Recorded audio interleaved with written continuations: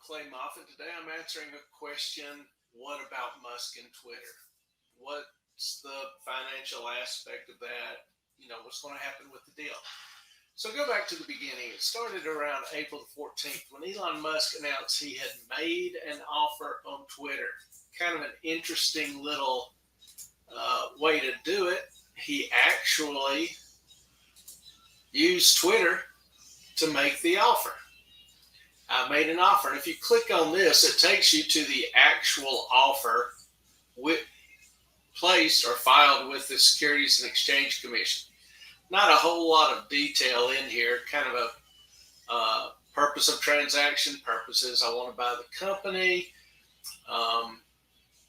It's a relatively simple little filing, and it includes as an exhibit the letter to Brett Taylor, the chairman of the board, where he says, I invested in Twitter as I believe its potential to be the platform for free speech around the globe. And I believe free speech is a societal imperative for a functioning democracy. Some big words that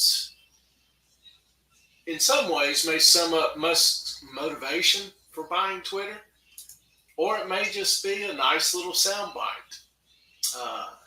Nonetheless, it's a serious, or was a serious offer, $54 a share, roughly about $44 billion in total.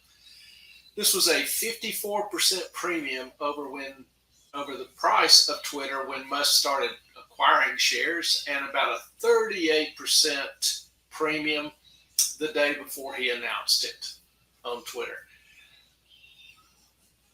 Now, there's some controversy with the offer.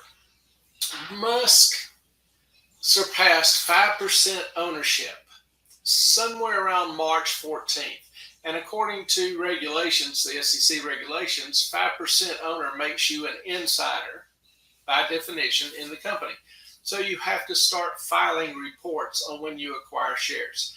The controversy is that Musk didn't file those until later in April. He didn't announce it till I think April the 5th that he had acquired at least 5% shares. So this was beyond the 10-day window that the SEC requires. Now, some of the controversy was stirred up by a UPenn, University of Pennsylvania accounting professor, who stated that Musk probably saved $143 million by not announcing within the 10-day window while he was still acquiring shares. These shares, supposedly with the market not knowing Musk was acquiring shares, saved him the money because the market didn't react and he got a lower price. Well, that sounds all nice and all, but if you look, few observations or comments. If you look at the assumptions underlying the math on that, it's kind of hokey. Maybe I should say terribly unrealistic. The estimate assumes that the maximum price paid for the shares versus the lowest price during this time.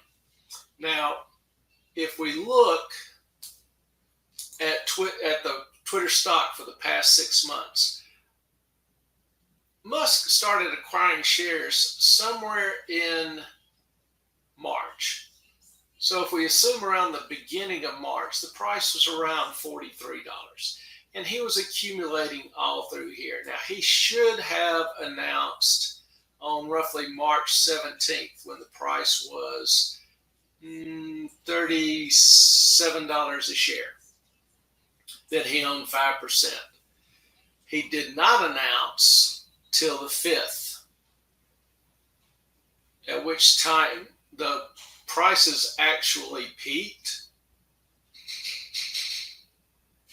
which is interesting because if you see this jump in prices, that kind of indicates that some people, especially within a day or two, that some people had advance notice. I can't prove it, but this is kind of an indication of something you would see within insider trading. So you've got Musk, the math being from this price to the lowest price. That's not realistic because had Musk announced it within the window, he would have still been able to accumulate shares at this lower price. Did he save money? Sure. Highly likely. Was it 143 million? Highly unlikely. Because if you'll notice, even when he announced it, shares didn't move any higher. And Musk didn't say he was necessarily done accumulating either. He actually was making a tender offer. So there's some fluctuation. And then, there's some controversy starts erupting with the number of bots in Twitter. And then on June the 10th or 11th, Musk announces he's pulling out of the deal. So the stock price tanks. It has since come back. So what does that signify to us? Well, the old adage is the market always knows. There's always people on the inside who know. The market makers have very good information. Now, if we look at Twitter's financials, over the past few years, Twitter has not exactly been a beacon of great financial performance. From 1921 to 2018, you see their total sales. Sales did kind of bounce during the COVID period, the COVID window. But if you look at it prior to that, it's not exactly setting the world on fire. The most interesting aspect is that even with this COVID bounce, Twitter's losing money. Lost money for the last 3 years. And actually is continuing to. So Twitter's burning through cash. Musk makes them an offer at a significant premium. Twitter at first is scared, then they start looking at the math and the numbers, and they think, we need to accept this. We're not going to get anything better anytime soon. We simply can't perform to this degree for our shareholders. They really are legally obligated to accept the offer, especially when nobody else stepped up to make another counteroffer. So Musk, in getting some information for Twitter, felt like Twitter had not been completely honest and upfront about the number of spam accounts or computer algorithms called bots who are sending out spam messages. These bots don't really utilize advertising resources and aren't really, as we refer to it, monetizable. You can't take the information generated from the bots and sell it or utilize it to improve marketing, advertising, to gather data on the markets that are most interested or trends or these kind of things. So in order for you to do that, you've really got to clean that up. And that's one thing Musk has promised, is to try to reduce the number of spam or bot accounts, as well as remove some of the censoring and try to make it more attractive to a broader range of users. Right now, Twitter is mostly Democratic, probably a little bit more left-leaning. Moderates, not so much, and conservatives even less. And a lot of conservatives end up getting censored and kicked off of Twitter. So Musk wants to reverse that and expand the market, make Twitter more profitable. He also has some other ideas like Twitter has a service whereby they verify you are a real human and give you a little blue check mark next to your name. Musk would charge $2 a month or something for that. He would also be able to use the data generated on people entering Twitter from different sites, leaving Twitter for a site, their location, things that they tweeted in terms of products or companies, and be able to develop a much more accurate profile of consumer trends and interests. This could be beneficial to Tesla or Starlink in terms of marketing their services and improving their services to customers. So Twitter offers Musk an ideological advantage in terms of if he really does care about free speech and he believes it's necessary for democracy.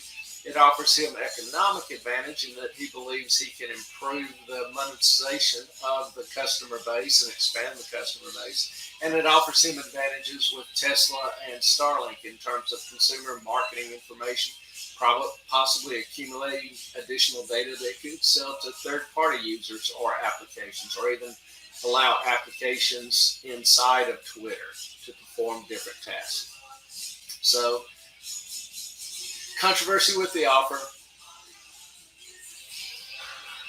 Some real, how do I word this? There's some real potential for the offer to be completed. It's advantageous to Twitter to do it.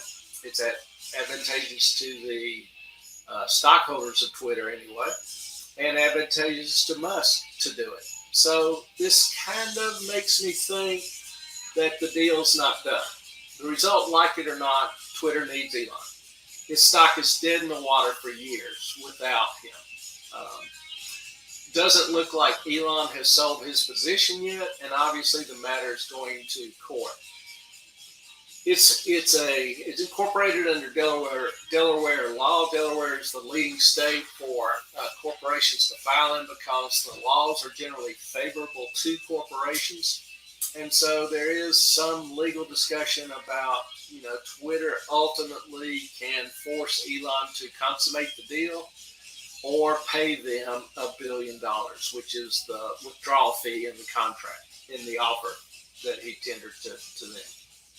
Now, I'm not a lawyer, not saying that's, definitely what's going to happen, but I just get the impression that all of this is kind of a bargaining chip by Elon. He was a little surprised, let's say, by the amount of spam or bot accounts Twitter had represented. It was 5%. Elon thinks it's 15, maybe 20. And so he doesn't want to pay $44 billion for the company. Twitter's board wants to avoid a long, legal, and costly battle. They both want the deal done. So I think they find a way to do the deal. There's virtually no chance it gets done at 54. Probably could anticipate, based on the information available now, that there would be a 20% drop in price, and that would be agreeable to both sides. So somewhere around $43, $45, most likely will be the price that the deal closes at, that they agree on. That would be a win-win for all sides. Hope that gives you a little bit better information on Twitter and the deal. Tune into my next videos for more. Hit the like and subscribe buttons, if you will. Turn on notifications. Do all those YouTube kind of things that you know how to do. Also, if you've got some ideas or something that you want to see or hear, let me know. You can DM me at Twitter, Moffat on Money. My time is up. I thank you for yours.